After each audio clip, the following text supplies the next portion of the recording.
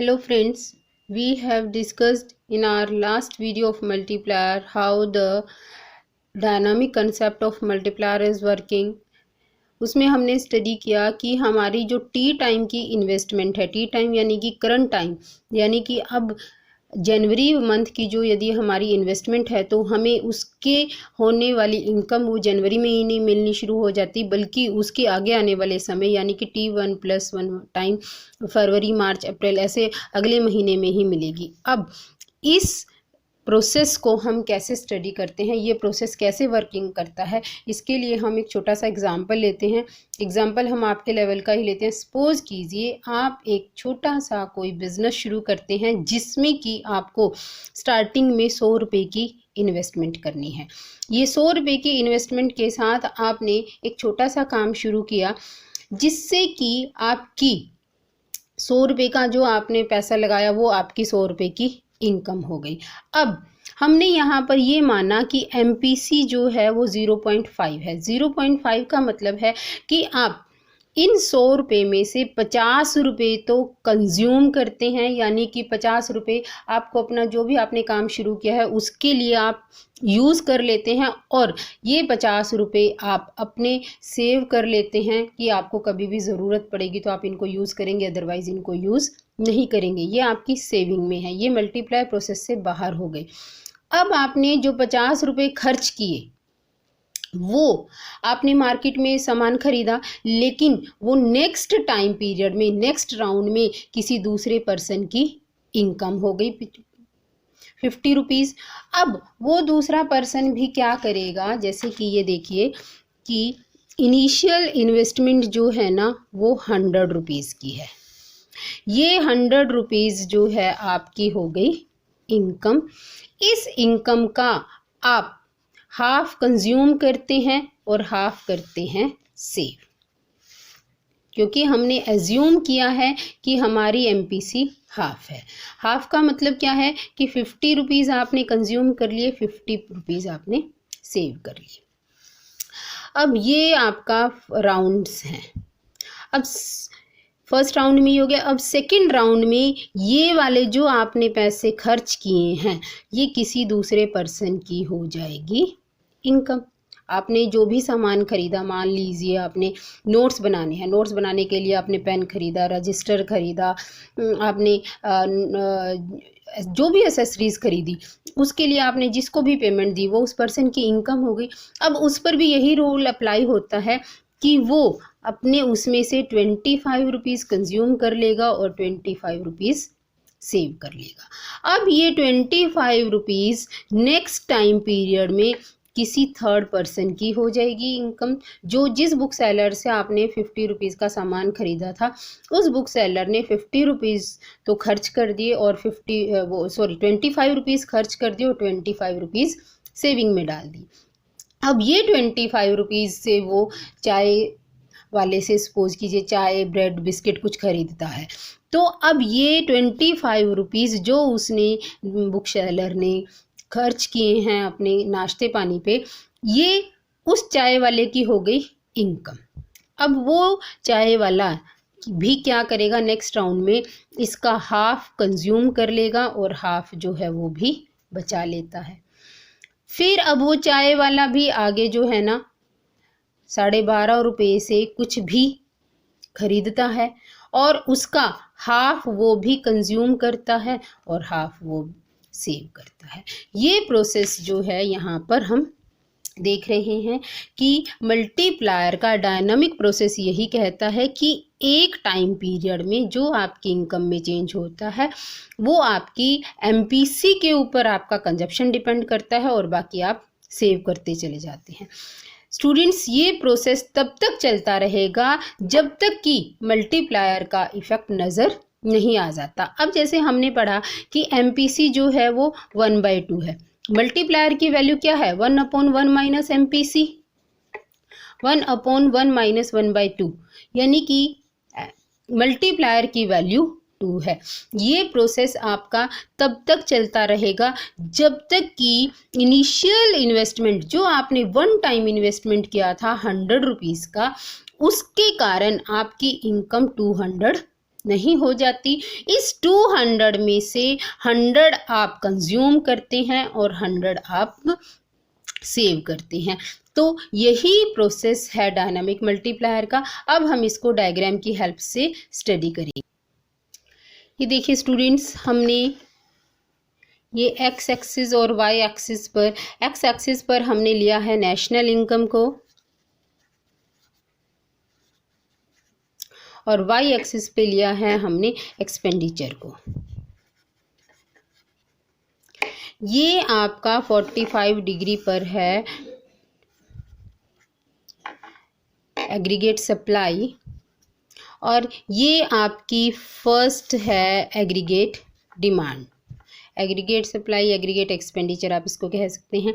यहाँ पर आपका इनिशियल इक्विलिब्रियम यहाँ ए पॉइंट पर है, जहाँ पर कि आपकी इनकम है 100, जो ये बिल्कुल स्टार्टिंग वाला है। अब हम ये देखेंगे कि इस 100 इनकम के बाद जो ये 100 इन्वेस्टमेंट है ये कैसे वर्किंग में काम करता है। तो उसके बाद हमने इन्वेस्टमेंट में चेंज किया, change in investment is equal to 100। हमने 100 इन्वेस्टमेंट लगा दिया और ये प्रोसेस हो गया। अब आपकी जो एग्रीगेट डिमांड है वो आपकी हो गई C प्लस आई प्लस डेल्टा आई यहाँ पर है 100। ठीक, अब देखिए ये आपने इन्वेस्टमेंट में चेंज किया 100 का, चेंज इन इन्वेस्टमेंट।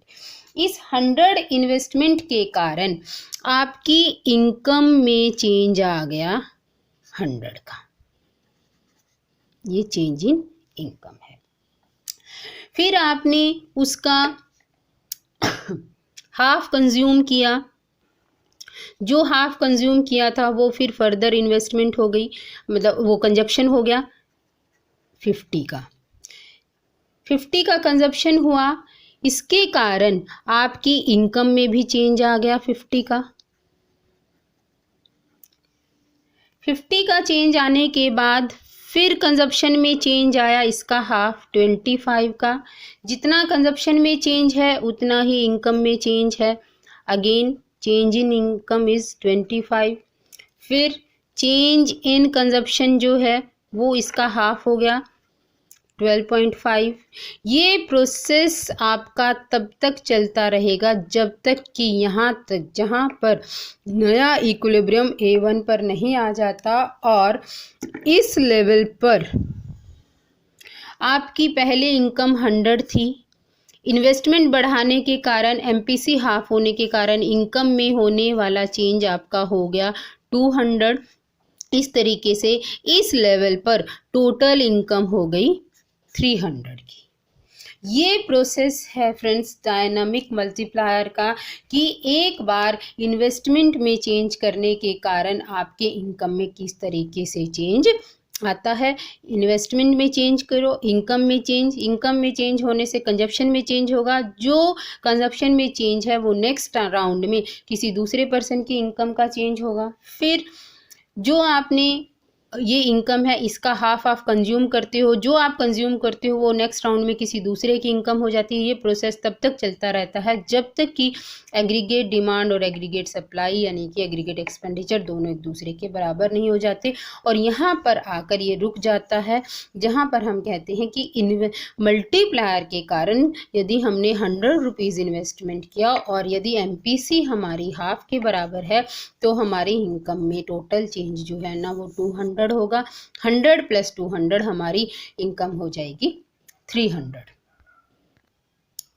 अब है कि डायनामिक मल्टीप्लायर जो है उसके कारण जो इन्वेस्टमेंट में चेंज होता है, हम उसको दो केसेस में स्टडी करते हैं। एक होता है single injection of investment. Single injection of investment में हम कहते हैं कि हम इन्वेस्टमेंट सिर्फ एक टाइम, सिंगल टाइम चेंज करते हैं और उसके बाद आपके इनकम में भी सिर्फ एक ही बार चेंज होगा। ऐसा नहीं है कि आप एक बार इन्वेस्टमेंट कर देंगे उसके बाद इन्वेस्टमेंट करेंगे नहीं और इनकम लगातार बढ़ती जाएगी। नहीं, इनकम एक बार बढ़ने के बाद वापस उसी लेवल पर, इनिशियल लेवल पर आ जाएगी जहां तक कि वो पहले थी। देखिए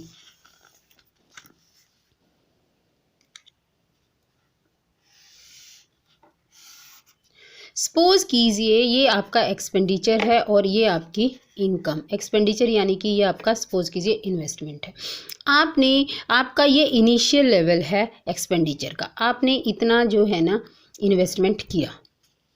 अब इस इन्वेस्टमेंट के बाद एक बार आपकी इनकम बढ़कर इतनी हो गई, सपोज कीजिए ये 10 है, ठीक। फिर नेक्स्ट टाइम में इसका हाफ रह जाएगी 5। फिर अगले बार इस 5 का हाफ रह जाएगी 2.5। फिर नेक्स्ट टाइम में इसका हाफ रह जाएगी 1.25। और इस तरीके से कम होते होते इनकम जो है ना आपके उसी इनिशियल लेवल पर पहुंच जाएगी जहां पर कि पहले थी। इससे मतलब कि जो आपका एक्सपेंडिचर यदि एक बार बढ़ जाता है और एक बार आप इन्वेस्टमेंट को बढ़ाते हैं, उसके बाद एक बार तो आपकी इनकम बढ़ेगी, उसके बाद धीरे धीरे धीरे धीरे आपकी इनकम का लेवल जो है ना वो कम होता चला जाएगा और इन्वेस्टमेंट, सिंगल टाइम इन्वेस्टमेंट के कारण आपका फाइनल लेवल जो है ना वहीं पर आ जाएगा जहां पर कि स्टार्टिंग में पहले था।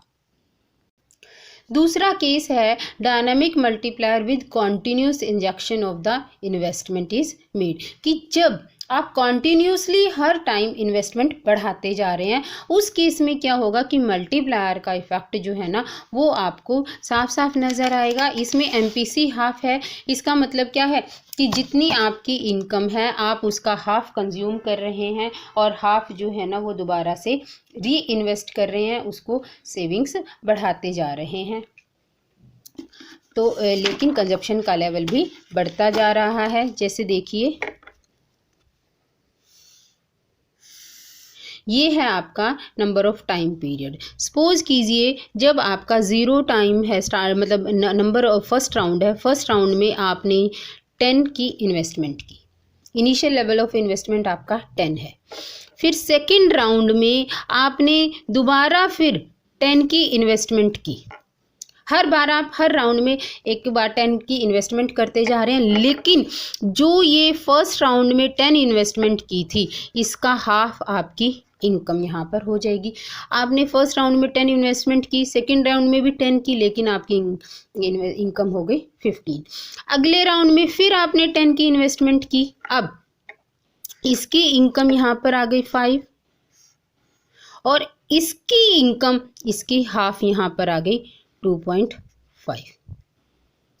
अब आप फर्दर फिर आप सिर्फ 10 की इन्वेस्टमेंट कर रहे हैं, अब इसका हाफ 5, इसका हाफ 2.5 एंड इसका हाफ 1.25। ये प्रोसेस चल रहा है। फिर फर्दर इन्वेस्टमेंट की नेक्स्ट राउंड में, ये फर्स्ट राउंड है, सेकंड राउंड, ये थर्ड राउंड, ये फोर्थ, अब फिफ्थ राउंड में फिर आप 10 की इन्वेस्टमेंट कर रहे हो। अब इस 10 का हाफ 5 यहाँ पर आ गया, इस 5 का हाफ 2.5 यहाँ पर आ गया, इस 2.5 का हाफ 1.5 यहाँ पर आ गया और इस 1.5 का हाफ 0.025 यहाँ आ गया। ये प्रोसेस स्टूडेंट्स चलता रहेगा कब तक? जब तक कि आपकी इनकम का लेवल 10 से 20 नहीं हो जाता। आपकी इनकम जो है वो लगातार बढ़ती चली जाएगी। इसको हम कहते हैं dynamic concept of multiplier when the investment is made continuously and without any time lag. लगातार बिना किसी गैप के आप इन्वेस्टमेंट बढ़ाते चले जा रहे हैं।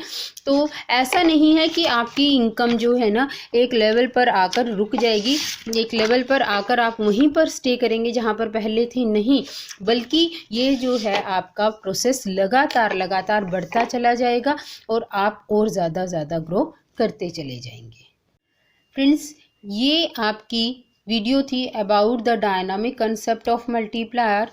इसके बाद हम मल्टीप्लायर की लीकेजेस, इंजेक्शंस और यूडीसी पर इसकी एप्लीकेशंस के बारे में स्टडी करेंगे। आप लगातार वीडियोस देखते रहिए, लाइक कीजिए, शेयर कीजिए, सब्सक्राइब कीजिए। और यदि आपको हैंड रिटन नोट्स की हिंदी या इंग्लिश में हार्ड कॉपी चाहिए तो please comment me in the comment box. Thanks a lot, keep watching.